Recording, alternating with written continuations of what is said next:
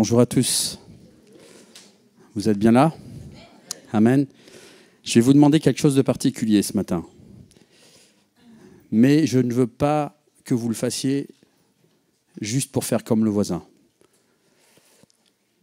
On va se lever, enfin, ceux qui sont alignés, qui sont OK avec ce que je vais vous dire. Si vous êtes OK pour prendre position, allô, vous m'entendez? Ceux qui sont d'accord pour prendre position spirituellement, pour leur propre vie, pour leur désir d'aller plus loin, et ceux qui sont prêts à prendre position contre tous ceux qui luttent contre nous. Essentiellement les choses spirituelles, puisqu'on n'a pas lutté contre la chair et le sang. Même si l'ennemi utilise parfois des hommes, des femmes pour nous faire du mal. Alors on va se lever. Seulement ceux qui veulent prendre position. Ne faites pas comme le voisin, il n'y a pas de problème si vous voulez rester assis, mais ne faites pas comme le voisin. Et on va prier. Et ma prière, c'est votre prière, c'est notre prière. Seigneur, merci pour ces moments. Nous venons vers toi, Seigneur, pour un temps particulier où tu vas agir, Seigneur, où tu vas parler, Seigneur, au nom de Jésus. C'est l'Église qui est là, devant toi, Seigneur. Nous venons tels que nous sommes, te demandant pardon pour nos péchés, pardon pour nos manquements, pardon pour nos mauvaises attitudes, mauvaises paroles, mauvaises pensées, Seigneur. Ce qui a besoin d'être nettoyé dans nos vies, changé, transformé. Nous venons à toi, Seigneur, avec un cœur repentant, réclamant l'action et la puissance du sang de Jésus sur nos vies, reconnaissant nos faiblesses, reconnaissant nos limites, Seigneur, mais aussi reconnaissant ta puissance, ta bonté, ta beauté, ta majesté, ta gloire et ta sagesse, Seigneur. Ce matin, agis favorablement pour ton peuple, Seigneur. Ouvre nos yeux, Seigneur, là où l'homme est limité, Seigneur. Ta parole, ton esprit ne sont point limités, Seigneur. Que ce matin, ce soit un pas de plus et pas seulement un message supplémentaire, pas seulement de la connaissance supplémentaire, mais une expérience. Au nom puissant de Jésus, nous lions dans ce lieu tout ce qui n'est pas de la parole de Dieu, qui n'est pas de Christ, au nom puissant de Jésus de Nazareth. Tout ce qui vient lutter contre nous en pensée ou en acte, au nom puissant de Jésus, nous le lions maintenant. Nous nous adressons à toute puissance mauvaise, à Satan et ses démons, au nom de Jésus maintenant. À toute influence de ténèbres sur nos vies, à toute attaque, à toute situation pour contrecarrer notre foi, notre vie. Nous prenons position contre ces choses au nom puissant de Jésus. Nous le lions maintenant au nom de Jésus et nous le rejetons loin de nous au nom de Jésus. Hors de ce lieu, hors de cette salle, au nom de Jésus, hors de ce lieu, hors de cette salle, au nom de Jésus de Nazareth, au nom de Jésus de Nazareth. Seigneur, nous élevons bien haut la bannière de Christ dans ce lieu, dans nos cœurs, dans nos vies et dans ce lieu, individuellement et collectivement, au nom puissant de Jésus. Au nom de Jésus, nous reconnaissons, et disons-le ensemble, nous reconnaissons que tu es Seigneur, tu es Maître, tu es notre Dieu. Tu es notre Sauveur. Et en dehors de toi, Jésus, il n'y a point d'autre Dieu. Amen. Amen. Prenez place. Alléluia. On peut acclamer le nom du Seigneur. Alléluia. Alléluia. Alléluia. Le Saint-Esprit a parlé plusieurs fois ce matin. Et il a inspiré aussi dans la prière. Donc c'est pour moi un encouragement et une confirmation. J'ai lutté toute la semaine, je reste toujours à l'écoute et le Seigneur, toujours d'une manière ou d'une autre, me conduit dans une pensée. Et cette semaine, c'était encore particulier, compliqué, rien, c'était sec. Et toutes les pistes dans lesquelles je faisais une tentative, non, c'était creux, c'était vide. Et c'est ce matin tôt que j'ai vécu quelque chose de particulier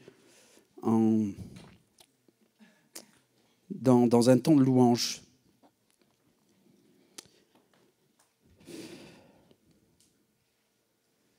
Alléluia. Et je m'attends à ce que le Seigneur fasse quelque chose ce matin. Pour toi qui marches déjà avec le Seigneur, en esprit, en vérité, je ne parle pas de bricolage, alors tu vas avancer encore plus vite et plus loin. Toi qui t'es arrêté, le but avec ce matin, c'est que tu reprennes ta marche. Et toi qui n'as jamais commencé ta marche avec Dieu, avec Jésus, eh bien, il est temps que tu commences. Mais ça va dépendre de nos cœurs. Ça dépend de ton cœur. Il y a des tas de choses dans nos vies d'êtres humains qui nous conditionnent, qui nous formatent. Il y a la vie en société, l'aspect social, qui fait que parfois il est bon ton de ne pas parler, de ne pas exprimer d'émotions, de ne pas exprimer de sentiments, d'opinions. Et on finit par devenir des moutons. Parce qu'il y a des standards à respecter si on veut être accepté dans un groupe, dans un clan, dans une société tout simplement.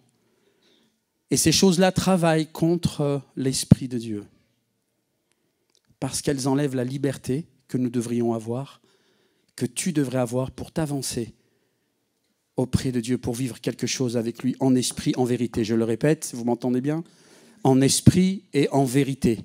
Je ne parle pas de théorie, de frissons, de sentiments ou de choses de guili-guili. Je ne parle pas de choses comme ça. Je parle d'une vraie rencontre avec le Seigneur.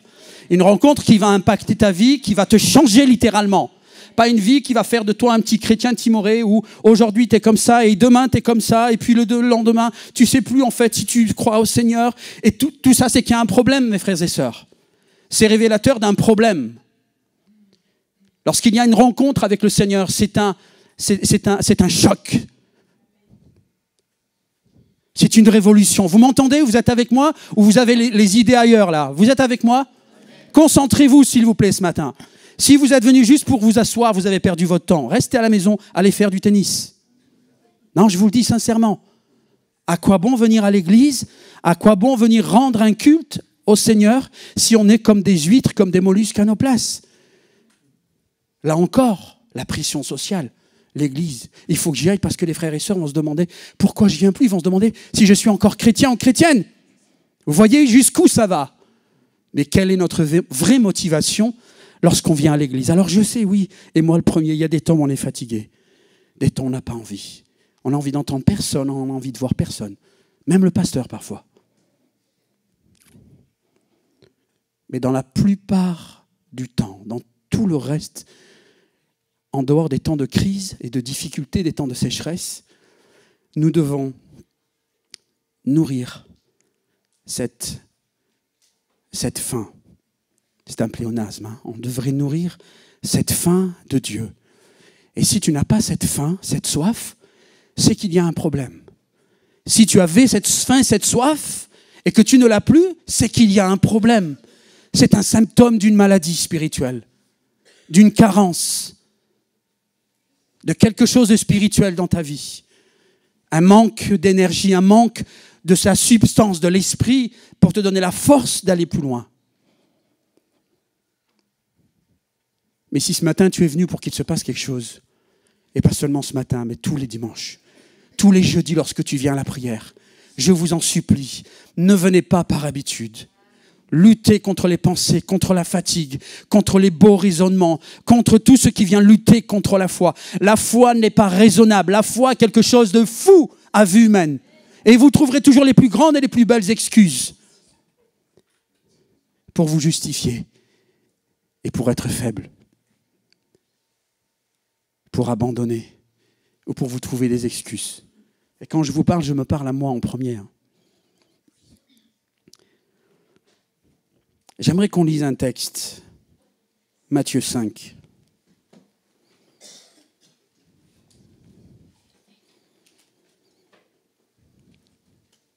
Ce matin, c'est ta façon d'écouter, ta façon de recevoir, ta façon, la faim que tu vas exprimer et la soif que tu vas exprimer qui va faire qu'il y aura un changement ce matin dans ta vie ou pas. Et s'il vous plaît, arrêtez avec les trucs magiques qui tombent du ciel. Les révélations d'anges et les je ne sais quoi d'autre, ou les frissons. C'est pas ça qu'on vient chercher ici. Mais tu ne vivras rien, mon frère, ma sœur, ou même toi, mon ami, qui ne connais pas encore Jésus, si tu n'as pas cette faim, cette soif, cette détermination de rencontrer ce Dieu et de vivre quelque chose avec Dieu. Peut-être tu te dis, oui, mais moi c'est bon, j'ai rencontré le Seigneur. Eh bien, tu te trompes. Oui, alléluia, tu as rencontré le Seigneur, mais tu as cru que c'était un aboutissement. Et tu t'es installé tranquillement sur ta chaise chaque dimanche, en pensant que c'était ça la vie chrétienne. Oui, la vie chrétienne selon la religion, oui, c'est ça. tu viens chauffer les bancs. Mais la vie chrétienne, la vie de disciple, selon l'évangile, selon le message du Seigneur, c'est tout autre chose. C'est une vie de force, c'est une vie de gloire, c'est une vie de puissance. C'est une vie de découverte et tu vas de découverte en découverte parce que tu marches avec l'inconnu, tu marches avec ce Dieu si grand, si puissant, si insurmontable, quelqu'un qu'on ne peut pas imaginer. Et tu as besoin de marcher avec lui pour le rencontrer, pour le connaître, pour le découvrir. Dieu ne se découvre pas gratuitement. Vous m'entendez?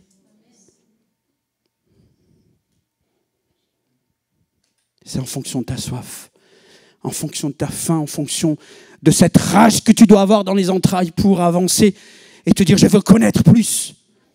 Je veux connaître ce Dieu. Et une fois que tu l'as rencontré, eh bien c'est là que tout commence. La rencontre du Seigneur, mon ami, mon frère, ma sœur et les jeunes, c'est pas juste connaître Jésus, puis alléluia, c'est la teuf. On n'a rien compris si c'est le cas. C'est que le commencement. Alors si c'était de la bombe, si c'était le top quand tu as rencontré Jésus, mais imagine que ça c'est 1/1000 de ce que tu es censé vivre avec le Seigneur et découvrir. Et plus tu avances avec le Seigneur et tu découvres sa grandeur, plus tu deviens petit. Et tu veux dépendre un peu plus de lui. Tu veux apprendre un peu plus de lui, tu veux découvrir un peu plus. Frères et sœurs, il faut analyser nos cœurs et faire un diagnostic spirituel. S'il y a des choses qui ne collent pas, s'il y a des envies, des soifs, des faims qui ne sont pas là, c'est qu'il y a un problème. Tu ne peux pas venir juste parce que tu t'entends bien avec telle sœur ou tel frère. Tu ne peux pas venir juste parce que tu veux faire bonne figure devant le pasteur. Malheur à nous si c'est le cas. On est des religieux en fait. On est reparti en arrière. Si on est là, c'est parce qu'un jour Jésus a croisé notre chemin, il a bouleversé nos vies. Je ne suis pas là pour vous dire que la vie est facile. Je ne juge, je ne condamne personne. Je ne blâme personne. Je me blâme moi le premier. Mais on ne peut pas se reposer sur les temps difficiles pour trouver une excuse pour rien faire le reste du temps. Et pour se laisser vivre. Matthieu 5, lisons.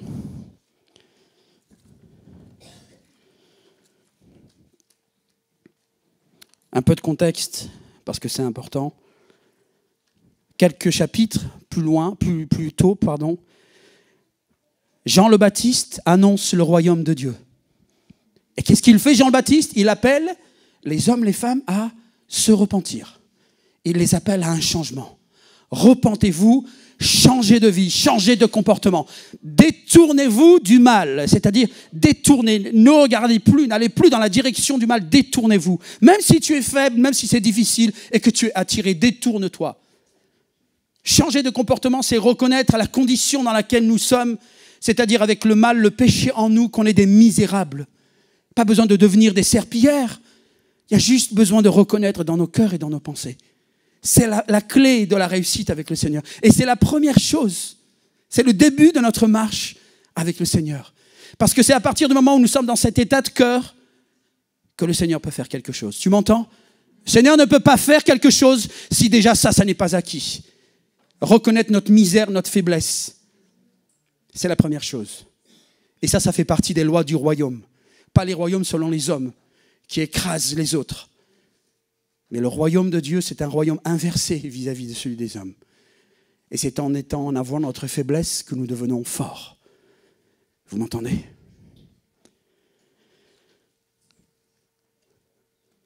Jean-Baptiste annonce le royaume de Dieu, il invite et pousse les hommes à changer de vie. Il n'aura pas de problème à interpeller les uns les autres comme des hypocrites. Parce que là aussi, il y avait la pression sociale, il fallait bien paraître. Mais Jean le Baptiste les met bien en garde. Et il demande à un changement de cœur profond qui va impacter les actions et le style de vie de ces gens qui vont venir se faire baptiser. Le baptême de repentance, le baptême selon Jean le Baptiste. Il ne voulait pas faire des trompettes, Jean le Baptiste. Il voulait baptiser des gens qui avaient vraiment le désir de plaire à Dieu et qui avaient vraiment l'esprit de repentance en eux. Parce qu'il savait très bien qu'il n'y aurait aucun impact dans le reste de leur vie. Il fallait cet état d'esprit de repentance. Juste après Jean-Baptiste, eh bien Jésus apparaît. Jésus se fait baptiser parce qu'il était convenable, il devait se faire baptiser. Et ensuite Jésus est tenté dans le désert. Vous connaissez les tentations. 40 jours dans le désert. Et à l'issue de ces tentations, eh bien Jésus commence à sortir en public et commence son ministère. Et il le commence comment, frères et sœurs? Vous le trouvez ça dans chapitre 4, toujours de Matthieu, au verset 17. À partir de ce moment, Jésus commença à prêcher en public en disant « Changez, car le royaume de Dieu est proche de vous. » Alléluia. Et je martellerai le royaume de Dieu jusqu'à ma mort. Parce que Jésus n'est pas venu amener le christianisme sur la terre ou une religion.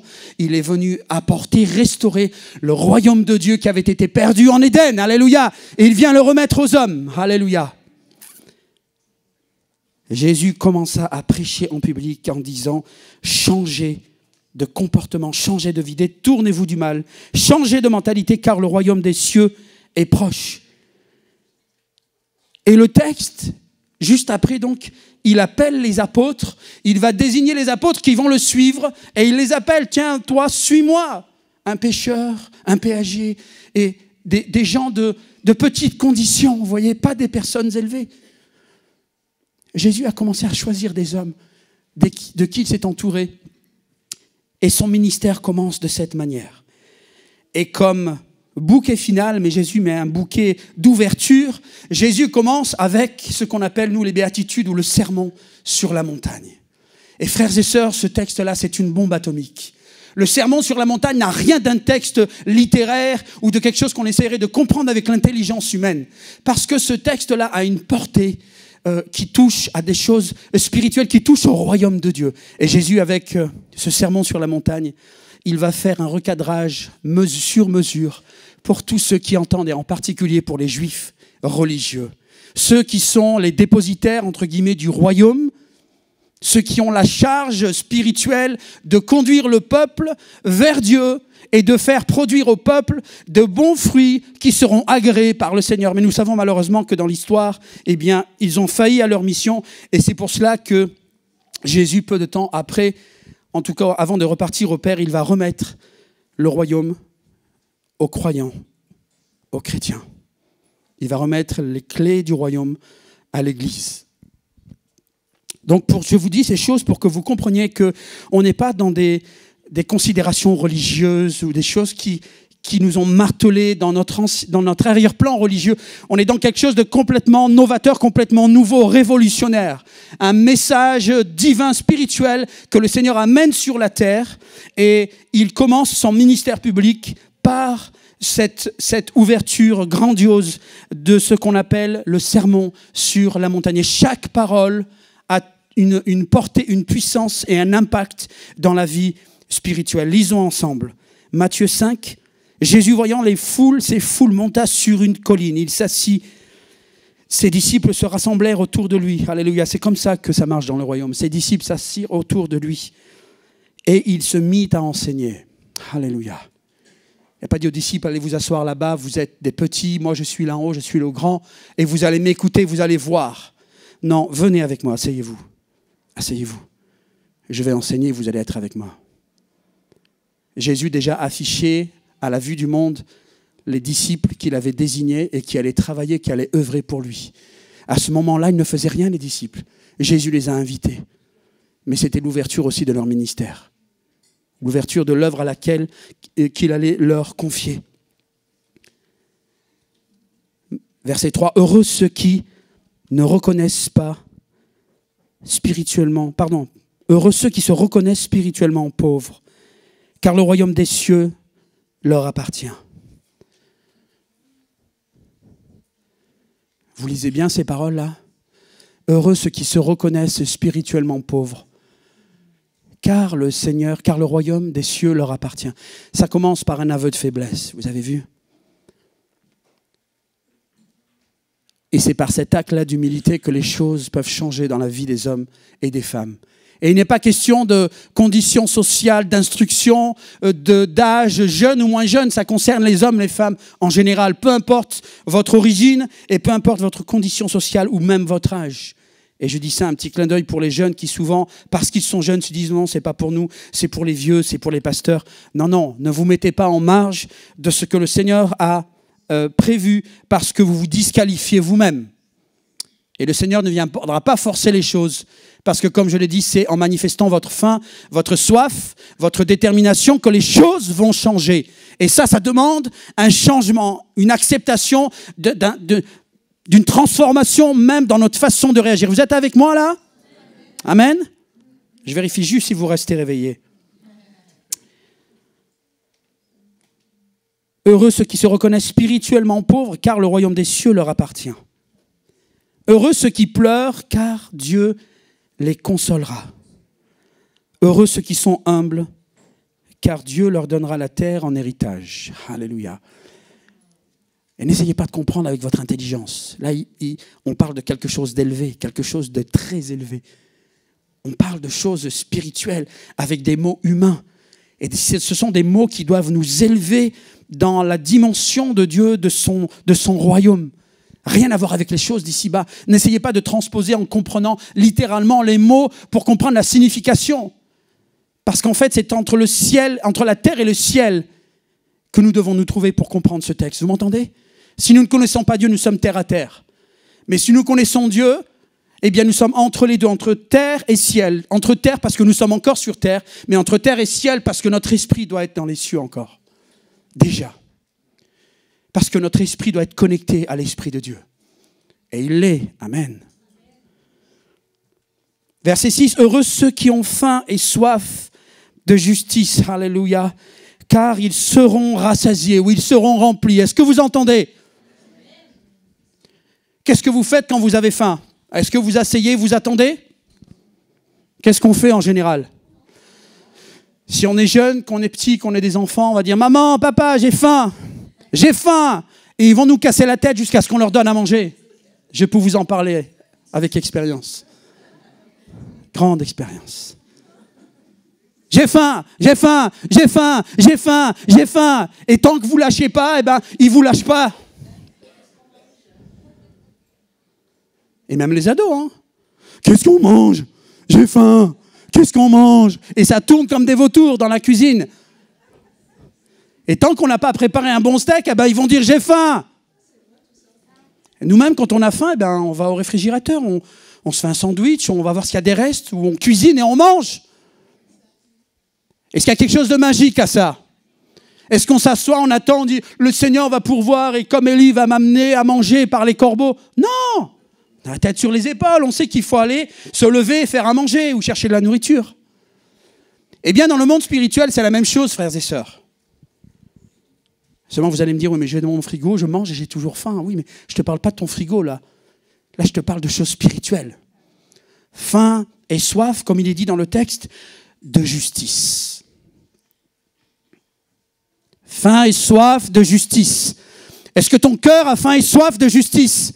Est-ce que ton cœur a faim et soif des choses justes, des choses bonnes, de cette justice dont Dieu nous habille, qui nous rend justes, qui fait de nous des justes, alors que nous sommes des injustes.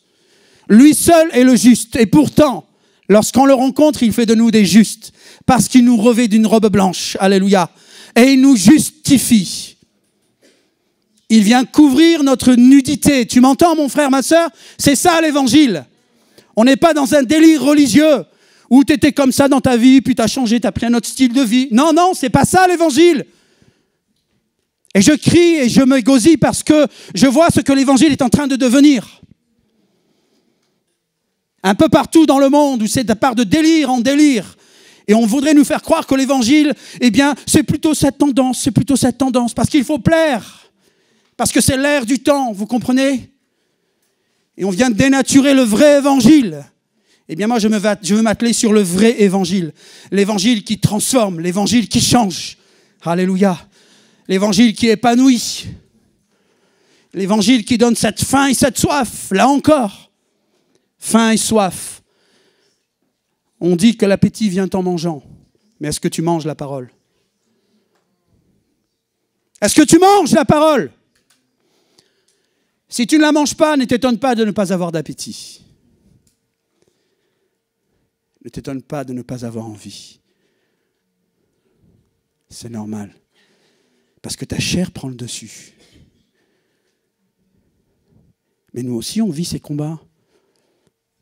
Vous dites, toi, les pasteurs, c'est des Superman. Ils leur montrent juste la cape et puis c'est incroyable. C'est des super-héros, c'est des Marvel. Mais non, mais non. Si vous saviez.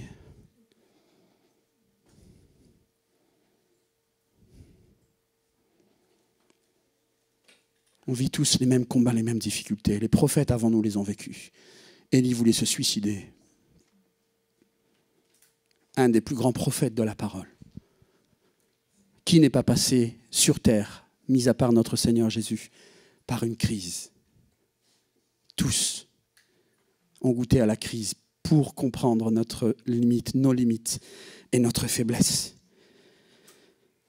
Heureux ceux qui témoignent de la bonté, car Dieu sera bon pour eux. Et oui, frères et sœurs, même ici, si tu témoignes de la bonté, je ne dis pas que ce sont les actes et les œuvres qui sauvent, mais malgré tout, dans la vie d'un homme, d'une femme, les actes qu'il commet ici-bas sur terre ont un impact éternel. Et à plus forte raison, toi qui connais le Seigneur, tes actes de bonté, pas intéressés, mais parce que tu les fais de ton cœur, ont un impact éternel. Vous m'entendez? Pas se contenter de venir dire Alléluia à l'église et de laisser crever nos voisins de faim ou ceux que l'on connaît. Honte à nous si on est ce genre de chrétien. On doit se laisser émouvoir. Pas être des naïfs, mais se laisser émouvoir par la misère que les autres vivent.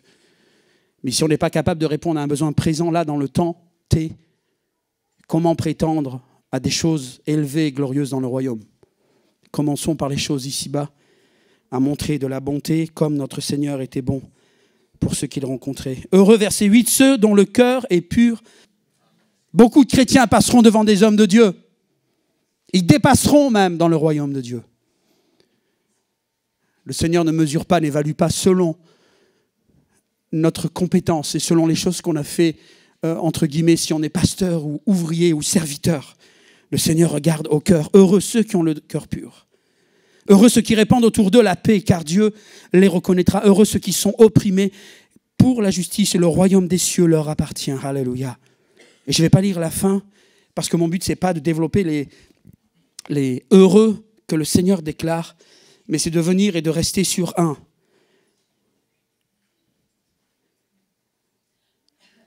Mais je veux attirer votre attention, parce que le contexte dans les textes que nous lisons est super important. Le contexte avant et le contexte après. Le contexte avant, je l'ai exposé déjà, vous vous souvenez, Jean le Baptiste, le baptême de Jésus, les tentations, la manifestation du ministère public de Jésus. Jésus fait le sermon sur la montagne en accomplissement prophétique à un texte du psaume 40 qui dit « J'ai annoncé la justice dans la grande congrégation, sans retenir ma langue. » Et c'est une parole prophétique du Seigneur, en fait. Et cette parole prophétique s'est accomplie à ce moment-là, lorsque Jésus annonce publiquement sur le sermon sur la montagne à cette grande congrégation. Il annonce la justice selon le royaume de Dieu. Alléluia, vous êtes là toujours? Jésus annonce la justice selon le royaume, pas la justice selon les hommes. Les hommes aiment se montrer, les hommes aiment les œuvres pour gagner la faveur de Dieu. Et Jésus nous montre un royaume qui n'a rien à voir avec ce que nous pouvons nous imaginer. Jésus annonce la justice selon le royaume. Alléluia. Et le texte qui suit le sermon sur la montagne, comme par hasard, c'est le texte où Jésus annonce à ses enfants, à ceux qui le suivent, vous êtes la lumière du monde. Et vous êtes le sel de la terre. Frères et sœurs, on devrait avoir ces textes écrits, peut-être, et collés sur notre front pour qu'à chaque fois qu'on passe devant un miroir, on le voit. Collés sur notre frigo, collés sur notre porte d'entrée. Collés dans tous les coins pour que ces choses soient martelées en nous et en vous, dans nos esprits et dans nos cœurs. Si Jésus dit « vous êtes la lumière du monde et le sel de la terre », c'est pas juste pour nous faire plaisir, pour nous faire des chatouilles ou des guili-guili, vous comprenez ? Il n'y a qu'un amen, Seigneur Jésus, ta grâce. Reviens, Seigneur, reviens.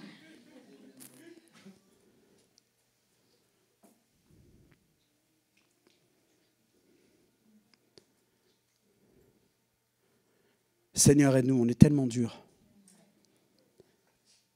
On sait, hein, là c'est bien rempli, hein, ça manque pas, ça déborde parfois. Mais par contre, ça a tellement de mal à descendre. On pense que les grandes distances sont les plus difficiles à parcourir. Mais la distance la plus compliquée, la plus difficile, c'est celle-là. Vous voyez ? C'est de la tête au cœur. On sait, on connaît tout, on est des spécialistes parfois. Par contre, pour que ça descende ici et qu'on le vive, eh bien, ça prend des années parfois. Mais c'est pas, on n'a pas à se résigner, frères et sœurs. On a notre part dans ces choses. C'est parce qu'on est fainéant. C'est parce qu'on est paresseux. Parce qu'on aime bien, comme on dit, se la raconter. Ah oui, on se lamentait. Vous voyez, c'est tellement bon d'être dans la victimisation. On subit, c'est tellement dur. Oh. Et puis quand on en trouve d'autres comme nous, c'est encore pire. Parce que là, on a un club de fatigués. Là. Oh. Seigneur, garde-moi des gens fatigués comme ça. Mets-moi avec des excités de ta parole, des enflammés, des allumés, Seigneur, qui vont m'aider à aller de l'avant.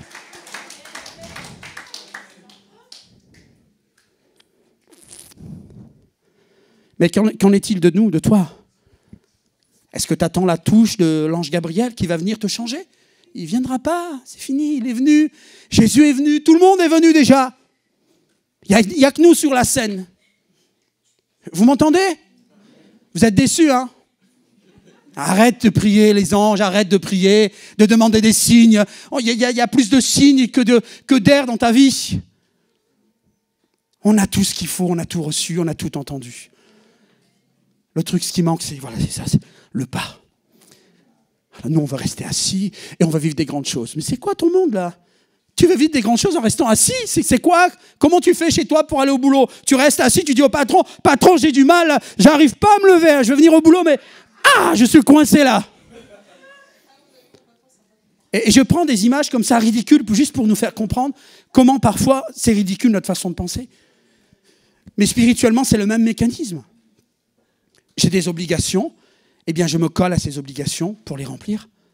Eh bien spirituellement, c'est la même chose. Ça prend de la rigueur, ça prend de la motivation, ça prend de la discipline. Un mot qu'on n'aime pas, la discipline. Seigneur, on n'est pas à l'armée. Lâchez-nous un peu. En Jésus, nous sommes libres. Alléluia. C'est pas vrai? 2 amen. Vous savez que c'est un piège. Hein, que si vous dites amen, je vais vous attraper. Hein. Je dis ça sur le ton comme ça de la rigolade, mes frères et sœurs, combien c'est sérieux. Et combien rien ne se fait sans rien dans nos vies. Dans ce que nous vivons avec le Seigneur, dans ce que nous expérimentons. Tout s'appuie sur une détermination, sur une volonté, un désir de vivre les choses. Et je veux rester sur ce texte, et on va rester sur ce texte. Le verset 6, « Heureux ceux qui ont faim et soif de justice, car ils seront rassasiés. » Alléluia.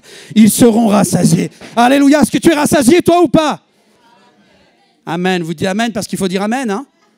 Ou vraiment ta vie, elle est rassasiée. Est-ce que tu es rassasié? Est-ce que tu étais sur ta faim et en venant à Jésus, alors oui, tu es rassasié? Est-ce qu'il a rempli ta vie? Est-ce que tu peux dire amen avec un grand A à ce texte? Alléluia. Mais ça doit continuer. C'était pas juste en 1957, en 1992 ou en 2010. Tu peux pas t'appuyer, c'est fini, c'est passé. Les pages du calendrier sont tombées, c'est fini. C'est chaque jour qu'il faut aller chercher la page au calendrier. C'est quoi ma vie aujourd'hui? Seigneur, qu'est-ce que je vais faire? Et aussitôt fait, c'est fini, la journée elle est passée derrière. Et tu reprends une autre feuille de ton calendrier. C'est quoi aujourd'hui? Le Seigneur a un programme pour toi chaque jour de ta vie, tu m'entends? Ne laissez pas les années filer. Moi aussi, j'avais 17 ans, 18 ans. J'ai dit, c'est bon, la vie est à moi. Je disais à mes parents, vous êtes trop lourds, laissez-moi tranquille, c'est bon, c'est vous les vieux, vous êtes proches de la mort et vous pensez que nous aussi, mais nous, on a le temps. Et en fait, je regarde dans ma vie et je dis, mais Seigneur, combien ils avaient raison. Ils ne m'ont pas dit assez même. Et je m'efforce de faire le maximum pour ne pas regretter devant le Seigneur.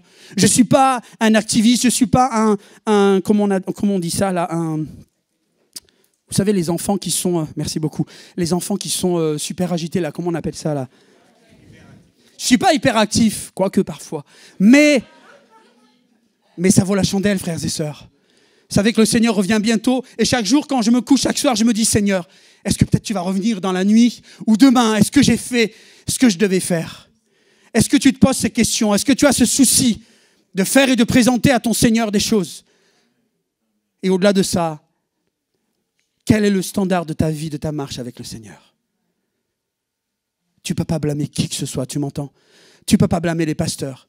Tu ne peux pas blâmer tes parents. Tu ne peux pas blâmer ton frère, ta sœur ici dans la salle. Tu peux blâmer personne, même ceux qui t'ont fait du mal pendant ta jeunesse, ton enfance. Ceux qui ont abusé ou qui que ce soit d'autre, même si tu as de bonnes excuses. On ne peut se blâmer que soi-même. Parce qu'il suffit d'avoir faim et d'avoir soif. Et c'est pour cette raison que le Seigneur dit heureux. Heureux. Heureux es-tu si tu as faim et soif. Parce que tu seras rassasié. Alléluia. Non pas rassasié des choses d'ici-bas, mais rassasié des richesses spirituelles, des richesses éternelles, alléluia. Des choses incroyables que le Seigneur dépose sur nos vies, des choses qui nous permettent de découvrir et de découvrir chaque jour un peu plus et qui nous rend émerveillés, qui nous ébahit devant sa gloire et devant sa grandeur. Alléluia. Alors on va prendre un texte qui pour moi est un de mes textes préférés parce qu'il illustre tellement bien. Allons dans Marc au chapitre 10. C'est pas fini, hein. Et je vous demande de vous préparer dans vos cœurs pour un temps où on va demander à l'équipe de louange vers la fin de nous rejoindre, de me rejoindre et on va prendre un temps. On ne va pas être des théoriciens, on va être des praticiens, on va pratiquer.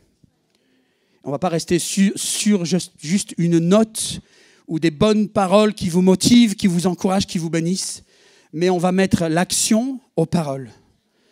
Et ne vous attendez pas à moi, ne vous attendez pas à Pasteur Gérard ou à qui que ce soit d'autre, ça sera vous et Dieu. Et ce matin, on prendra le temps, comme je l'ai dit, pour que ceux qui marchent courent, que ceux qui se sont arrêtés reprennent leur marche et que ceux qui n'ont jamais démarré commencent à marcher avec le Seigneur. Amen. Alors préparez vos cœurs. Marc 10, verset 46, il me semble. Seigneur, où sont passées mes notes? Marc 10, 46, effectivement.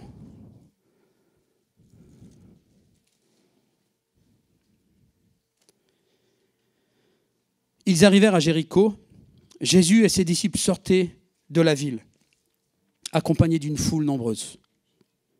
Bartimée, fils de Timée, un mendiant aveugle, était assis au bord du chemin. On peut s'identifier à Bartimée, en tout cas, je vous encourage à le faire. Lorsqu'il entendit que c'était Jésus de Nazareth, il se mit à crier « Jésus, fils de David, aie pitié de moi !» Mais beaucoup le rabrouaient pour le faire taire. Lui, cependant, criait de plus belle « Fils de David, aie pitié de moi !» Jésus s'arrêta et dit « Appelez-le !» On appela l'aveugle en lui disant « Courage, lève-toi, il t'appelle. » Le maître t'appelle. À ces mots, il jeta son manteau. Alléluia. Vous avez compris là? Il jette son manteau, plus de fardeau. Il jette son manteau, se lève d'un bond et vint vers Jésus. Jésus lui dit, que veux-tu que je fasse pour toi? Mais qu'est-ce que c'est, Seigneur, cette question lunaire? Le pauvre gars là, il est né aveugle. On le sait, tout le monde sait qu'il est aveugle. Il est là comme un mendiant avec son manteau. Jésus daigne s'arrêter et il dit « Appelez-le », qu'on le laisse venir. Et arrivé à proximité, « Que veux-tu que je te fasse ?» Ça vous a jamais interpellé, cette attitude du Seigneur? Cette question, elle n'a rien à faire là. Seigneur, on dit que tu es Dieu, que tu sais toutes choses. Tu lis les pensées, tu connais les cœurs des hommes et des femmes. Comment tu me demandes si ce dont j'ai besoin, que veux-tu que tu me fasses? Eh bien, Jésus pose la question quand même. Que veux-tu que je te fasse, que je fasse pour toi? Maître, lui répondit l'aveugle, fais que je puisse voir. Alléluia. Et ça, c'est dans les deux sens, frères et sœurs. C'est bon pour nous, hein. Parce que parfois, on est dans l'église, on est des enfants de Dieu. On voit là avec nos yeux, on conduit, on fait plein de choses, mais on est aveugle. Peut-être besoin de crier au Seigneur. Seigneur, je veux que tu fasses que je puisse voir. Je veux voir à nouveau. Va, lui dit Jésus, parce que tu as cru en moi, tu es guéri. Et donc, tu es guéri, il y a même le pardon de ses péchés. Il est guéri physiquement et pardonné. Les deux pour le prix d'un. Aussitôt, il recouvra la vue. Et quoi? Parti au café, rencontrer ses potes. Jouer au domino. Faire un tennis. Allez-y, dites-moi alors. Qu'est-ce qu'elle dit, la parole? Et il suivit Jésus. Bah. Et vous comprenez là, quand on était aveugle et qu'on retrouve la vue, on peut que suivre celui qui nous a rendu la vue. Alléluia. Est-ce qu'on le suit vraiment, nous? Pas juste la formule, oui, moi je marche avec le Seigneur depuis 27 ans, je connais le Seigneur, vous maîtrisez même le témoignage, il n'y a pas de problème. Mais est-ce qu'on suit le Seigneur? Et suivre le Seigneur, c'est tous les jours. Hein.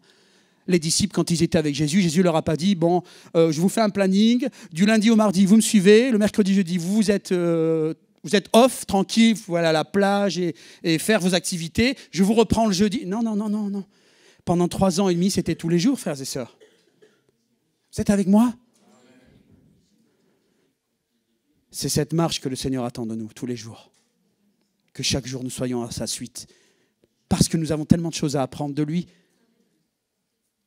Et nous avons tellement à apprendre à servir aussi. Et c'est en le regardant servir qu'on apprend, nous, à servir. Parce que lorsqu'il n'est plus là, qu'il nous envoie, eh bien, on doit faire comme il a fait lorsque nous étions avec lui. Amen. Fils de David, aie pitié de moi. Comment il était, en fait, là, Bartimée, à votre avis? Moi, je mets de la voix, mais vous croyez qu'il était tranquille? Comment c'était dans la foule? Comprenez qu'il y avait du monde là. Il y a peut-être un marché autour, il y avait du monde, ça brassait. C'était peut-être un carrefour, un croisement.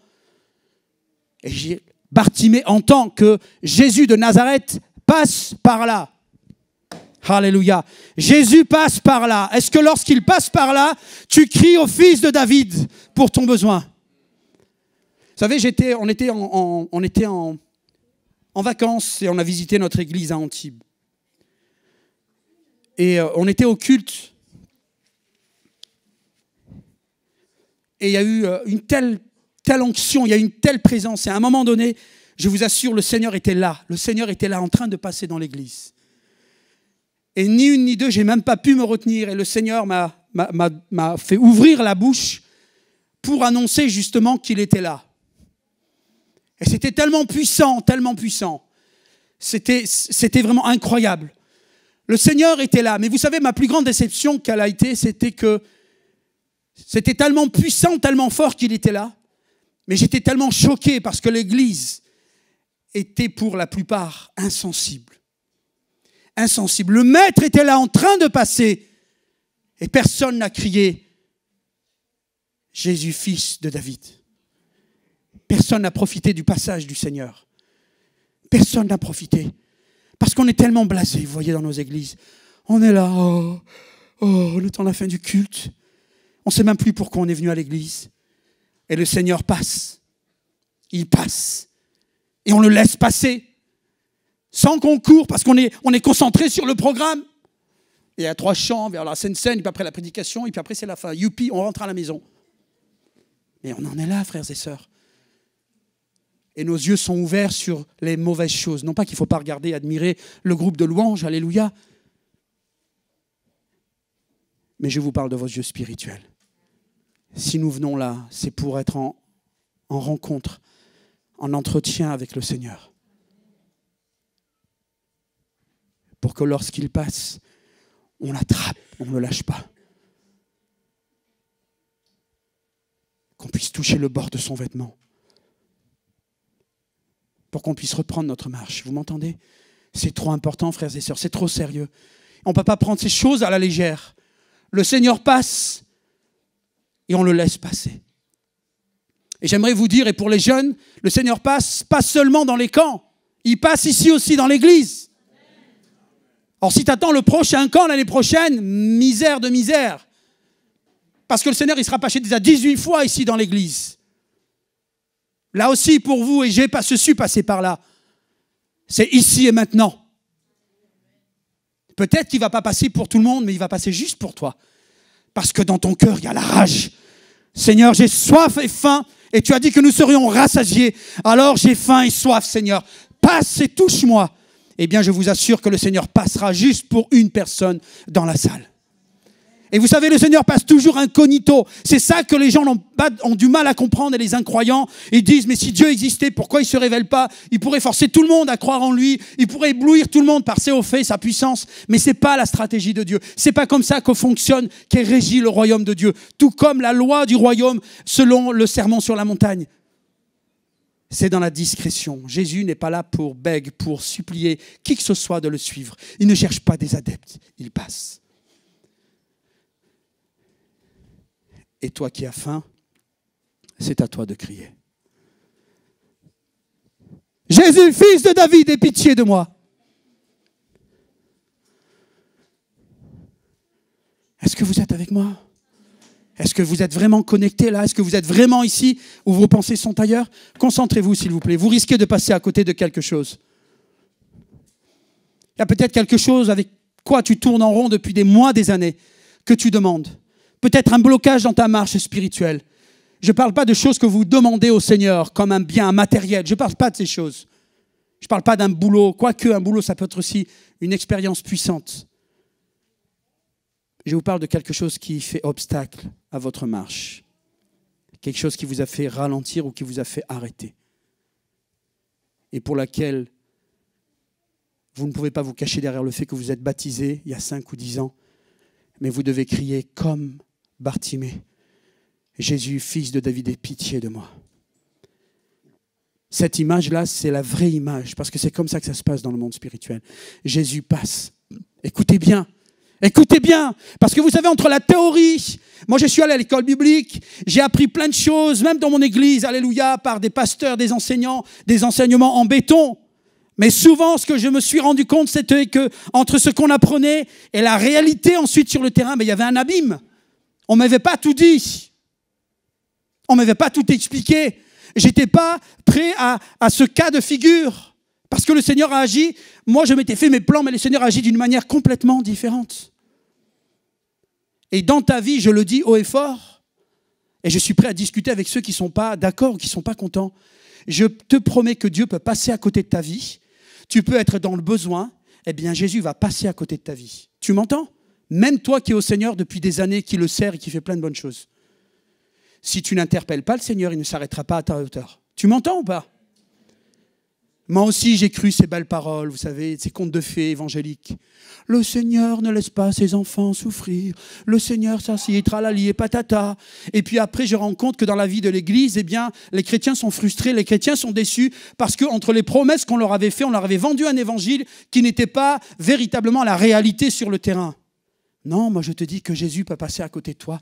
J'ai vu des gens souffrir, des chrétiens, même des gens en responsabilité dans les églises, des anciens, qui souffraient, qui étaient sous des jougs pendant plus de 20 ans, 30 ans. Juste parce qu'ils pensaient que, comme Jésus était bon, qu'il connaissait toutes choses, Jésus allait s'arrêter, faire ce qu'il avait à faire pour eux. Et ils ne comprenaient pas. Alors qu'est-ce qu'ils pensaient? Ils disaient, eh bien Jésus m'a rejeté. Satan a bien réussi, c'est sa stratégie. Non, personne t'a rejeté, Jésus t'a pas oublié. C'est toi qui as oublié de l'appeler en fait. Tu m'entends? C'est toi qui as oublié de l'interpeller. Tu as cru que c'était acquis et que Jésus était devenu ton pote. Et qu'en fait, Jésus était devenu un distributeur de coca, vous savez, ou un distributeur de boissons ou de nourriture. Et qu'en fait, chaque jour, tu te lèves, cling, cling, tu cliques sur le distributeur et ça tombe. Mais ça ne marche pas comme ça en fait. C'est une marche, c'est une relation d'amour avec un Dieu grand, puissant. Un Dieu qui est là pour te conduire dans les choses grandes, merveilleuses et puissantes. Le Dieu de toute puissance, le Dieu de toute connaissance, le Dieu de toute sagesse, le seul vrai Dieu. J'aimerais te partager ça. C'est pas dans le thème, mais ça m'est venu ce matin de façon claire et puissante. Écoutez bien et ouvrez vos oreilles. À l'époque, j'ai une vingtaine d'années, je viens de rencontrer le Seigneur depuis 3 ans, avec ma mère, ma tante, et le Seigneur nous a bénis de façon incroyable en nous permettant de voir des choses vraiment puissantes. Où, par le nom de Jésus, ma tante a été délivrée, mon petit frère a été guéri. Le Seigneur nous a utilisés pour mon oncle qui, lui, était sous l'emprise de démons et pour lequel il a fallu prier et prendre autorité sur ces démons. En fait, nous quittions l'islam. Il y avait besoin de vivre quelque chose de puissant, de vrai. Il y avait la pression de la communauté, pression de la famille.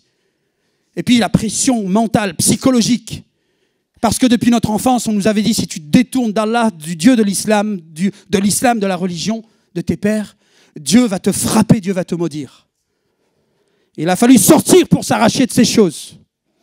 Et Dieu savait, il a permis que nous vivions des expériences au-delà de l'entendement, au-delà de ce que l'homme, l'être humain peut accepter. Mais ce sont des expériences qui sont gravées en moi et je n'ai pas honte de les crier haut et fort.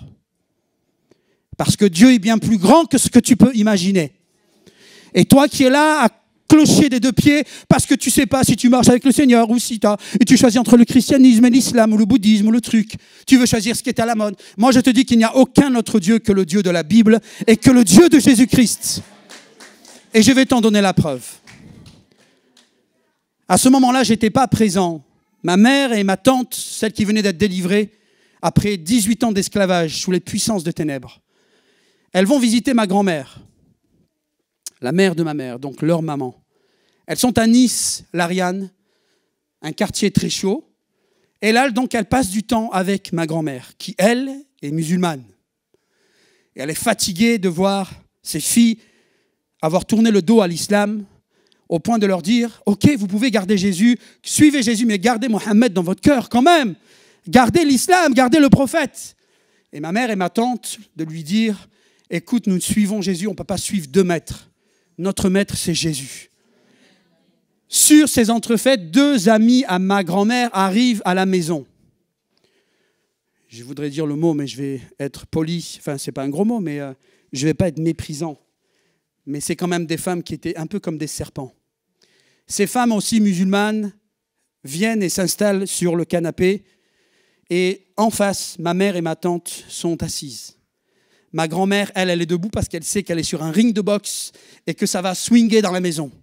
Et elle fait de tout ce qu'elle peut avec ses yeux pour faire des signes à ma mère et à ma tante, pour dire taisez-vous, vous dites rien par rapport à Jésus. Elle se mord les lèvres, elle fait des signes. Et puis ma mère et ma tante la regardent en souriant et elles m'ont dit ne t'inquiète pas.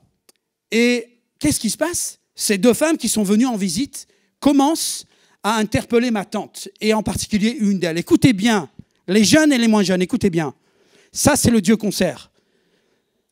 Une d'elles commence à ouvrir la bouche et elle commence à piquer ma tante. Elle lui dit, oui, en fait, Maria, ta guérison, là, tu sais, c'est Shaitan. Ça veut dire c'est le diable. C'est Shaitan qui t'a guéri. C'est pas Dieu. Tu sais, le diable, il se déguise en ange de lumière. Ben oui, en fait, oui, tout à fait. Et vous avez cru que c'était Dieu, mais Satan, il vous a trompé. C'est pas Dieu qui a fait ça. Tu as été manipulé, on s'est moqué de toi, on t'a lavé le cerveau. Les Blancs, les Français, les chrétiens, ils t'ont lavé le cerveau. Et ma tante, elle est en suffocation à sa place parce qu'elle est jeune dans la foi et elle n'est pas d'un tempérament, en tout cas pas dans le Seigneur, à répondre à de telles attaques. Et puis elle regarde ma mère comme l'appelant au secours. Ma mère la regarde, elle lui dit non, je ne vais pas plaider pour toi. Si Jésus est dans ton cœur, c'est à toi d'ouvrir la bouche. C'est à toi de te défendre. Je ne vais pas te défendre cette fois-ci. C'était un peu dur, mais il fallait ça. Écoutez bien ce qui s'est passé. La femme en face, la musulmane, continue d'attaquer. Et à un moment donné, ma tante, qui commence à changer de couleur, et elle a commencé à parler en langue, au point que la femme en face, là, elle a commencé à s'incruster, à rentrer dans le fauteuil tellement qu'elle voulait se cacher. Et elle disait à ma grand-mère, Aïcha, fais la terre. Aïcha, dis-lui de se taire, dis-lui de se taire. Et les 2 femmes, elles se tenaient comme ça sur le fauteuil, et elles entendaient ma tante en train de parler en langue. C'était puissant et vraiment une marque d'autorité, de puissance, mais ils avaient touché au Dieu de la Bible qu'il ne fallait pas provoquer. Et là, l'Esprit Saint a commencé à s'exprimer par la bouche de ma tante en langue. Ces femmes ne comprenaient pas, mais elles avaient compris que c'était quelqu'un de puissant qui était en train de parler. Une d'elles, donc celle qui était la plus provocatrice, a fini par se lever et elle s'est cachée derrière le canapé jusqu'à la crise finisse, jusqu'à ce que la guerre, le combat cesse. Et ensuite, elle est ressortie tranquillement et elle est revenue s'asseoir. Le mal était fait, elle avait cherché à la trouver. Vous entendez? On ne s'amuse pas avec Dieu. Tu veux chaud, là? Eh ben, il va être chaud, il va te donner chaud. Eh bien, c'est ce qui s'est passé. On ne rigole pas avec le Saint-Esprit. Comprenez? Alors quand il se passe des choses comme ça et que je vois que les chrétiens sont mous comme des chamallows, je me dis, Seigneur, mais qu'est-ce qu'il faut faire en fait? J'ai envie d'exploser, en fait. C'est pas fini. Tout le monde rentre à sa place. Ma grand-mère, elle s'était échappée dans la cuisine. Finalement, elle revient. Et puis, elle s'installe comme si de rien n'était. Et là, rebelote, c'est ma mère qui ouvre la bouche et qui donne l'interprétation. Je suis l'Éternel Dieu. Et en dehors de moi, il n'y a point d'autre Dieu. Je suis le Dieu de Jésus-Christ. Et c'est moi qui ai délivré à Maria. Je suis le Dieu, l'Éternel très haut. Et c'est moi qui ai Dieu. Il n'y a point d'autre Dieu devant ma face. Et là, les femmes, c'était le coup final. Elles ont pris leurs affaires et elles sont parties. Est-ce que vous entendez là? Vous avez compris qui on sert? Tu sers qui, toi? C'est qui celui que tu sers là? Vous vous rendez compte? Il n'y en a que deux qui peuvent dire le nom. C'est quoi le problème? Tu sers qui là? Tu es sûr, hein? Tu es sûr? Il n'y a pas quelqu'un d'autre à côté? Ma grand-mère, elle nous avait proposé de garder Mohamed avec. Hein? T'as pas gardé des idoles? Le Saint-Esprit a parlé pour rien ce matin alors. Ça fait partie de mon message.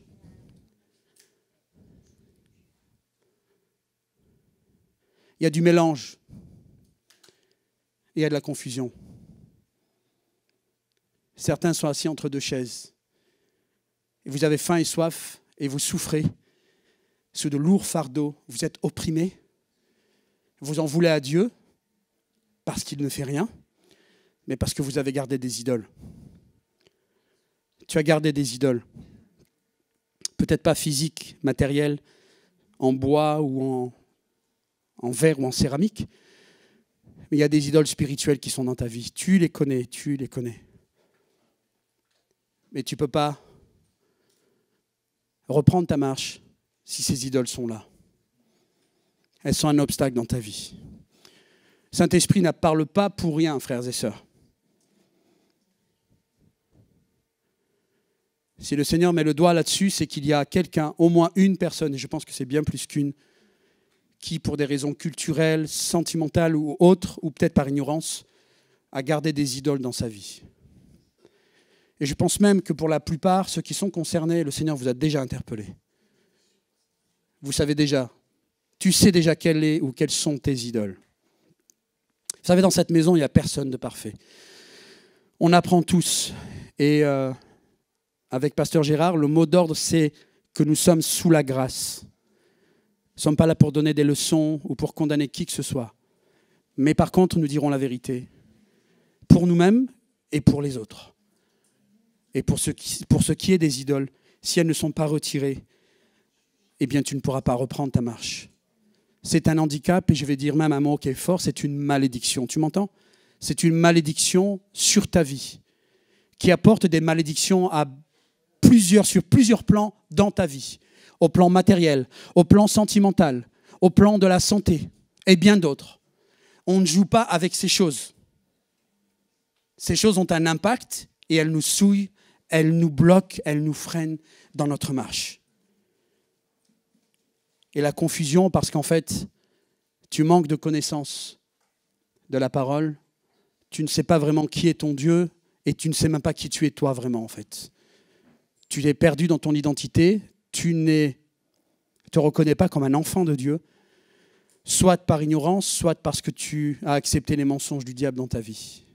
Et c'est ce qui fait que tu es bloqué. Et ces choses doivent être dégagées. Dieu honore la faim et la soif. Tu m'entends? Dieu honore la faim et la soif. Dieu ne viendra jamais donner quoi que ce soit si on ne l'interpelle pas, si on ne lui réclame pas. Alors quel que soit ton besoin, quel que soit ce qui te bloque, ce qui t'empêche d'avancer, crie comme Bartimée. Jésus, fils de David, aie pitié de moi. Et Jésus, c'est bien plus que le fils de David pour toi. Il est le sauveur du monde. Alléluia. Il est ton Seigneur, ton sauveur et ton maître. Oui ou non? Amen. Est-ce que tu peux dire Jésus est mon sauveur? Jésus est mon maître. Jésus est mon roi. Et en dehors de lui, il n'y en a point d'autre. Alléluia. Merci Seigneur. Alors maintenant que nous attestons ces choses et que nous les confessons, eh bien, il y a certainement des choses qui vont commencer à se passer. On va rentrer dans la musique, dans la louange petit à petit. que vous puissiez être inspirés. S'il doit y avoir des dons spirituels, des paroles de révélation, de connaissance, eh bien, ouvrez vos bouches, que ce soit l'équipe de louange ou ici dans l'église. Maintenant, on n'est pas un spectacle. Je vais vous demander, pour ceux qui le peuvent et qui le veulent, de se mettre debout. On va être dans un temps là un temps de combat, un temps de prise de position. Pour qu'on mette les actes aux paroles. Alléluia. Au nom de Jésus de Nazareth. Heureux ceux qui ont faim et qui ont soif de justice, car ils seront rassasiés. Alléluia. Et si tu as soif et faim de justice, tu seras rassasié, mon frère, ma sœur. Toi qui ne connais pas le Seigneur encore peut-être, si tu as soif et faim de justice, tu seras rassasié. Il va remplir ta vie, il va toucher ta vie. Alléluia, il va nourrir ton cœur. Maintenant, vous rentrez au-dedans de vous-même. Ouvrez vos bouches. Toi qui as des idoles, eh bien, commence à demander pardon. Commence à parler au Seigneur. Il faut que ce matin se passe quelque chose. Toi qui n'es pas bien, tu ne peux pas partir comme tu es venu. Il faut qu'il se passe quelque chose. Ce culte est un culte particulier parce que c'est le dernier de l'année où nous sommes tous ensemble. Pas en deux cultes, en un seul culte. Que ce culte soit le démarrage, le départ d'une vie nouvelle pour beaucoup, au nom de Jésus. Oh, alléluia. Nous ne suivons pas un Dieu d'une religion, mais le Dieu puissant et vrai. Le Dieu vivant, alléluia. Le Dieu qui vit en nous. Le Dieu qui vit en nous, alléluia. Alléluia, alléluia.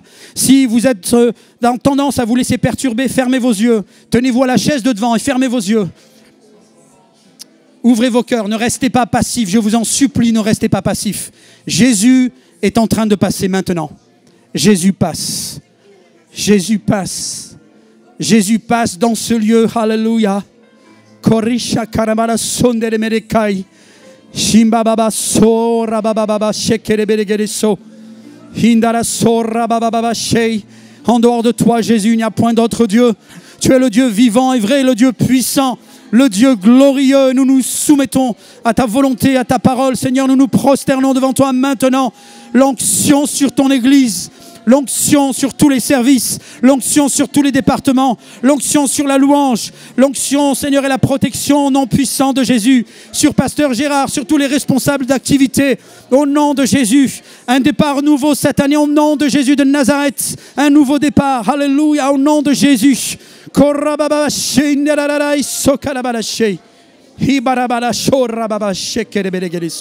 Il est le vivant, il est le vrai. Il est le vivant, il est le vrai. Alléluia.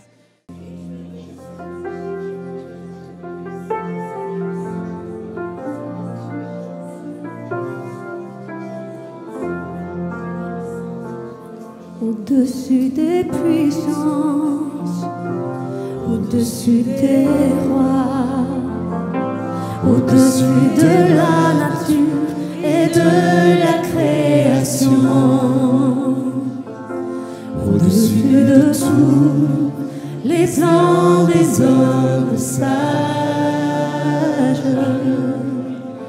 bien avant le monde tu existais. Au-dessus des royaumes, au-dessus des trônes, au-dessus des merveilles que ce monde a connues. Par-dessus tous les trésors de la terre, rien ne peut mesurer ta valeur. Crucifié, seul abandonné, tu n'as souffert, méprisé, rejeté, telle une rose, foulée par nos pieds. Tu m'as sauvé, tu m'as aimé, par-dessus tout.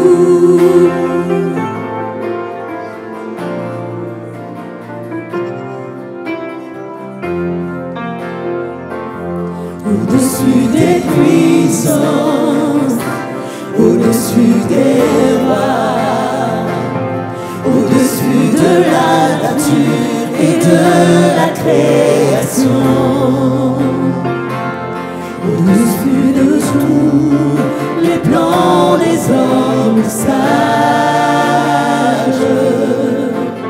Bien avant le monde, tu existais.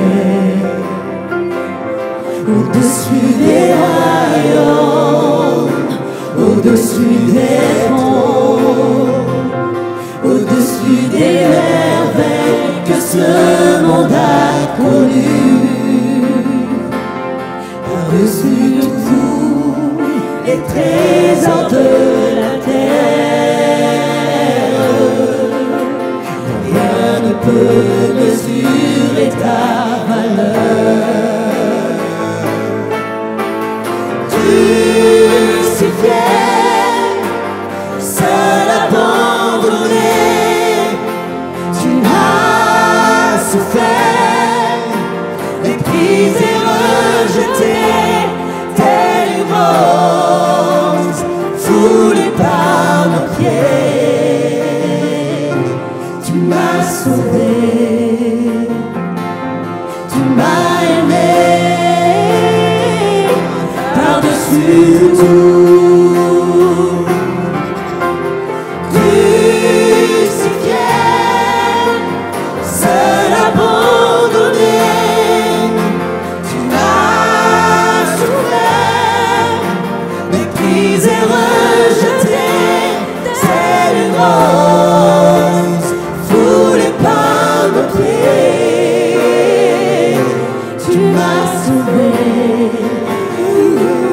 tu m'as aimé, par-dessus tout.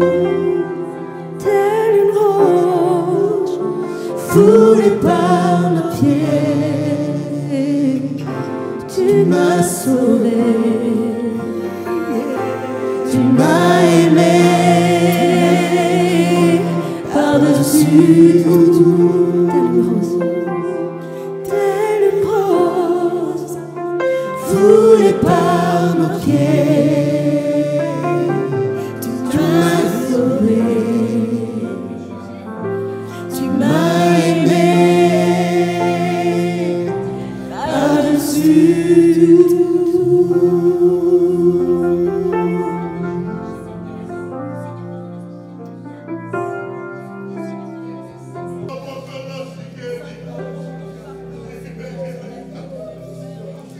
Entre tes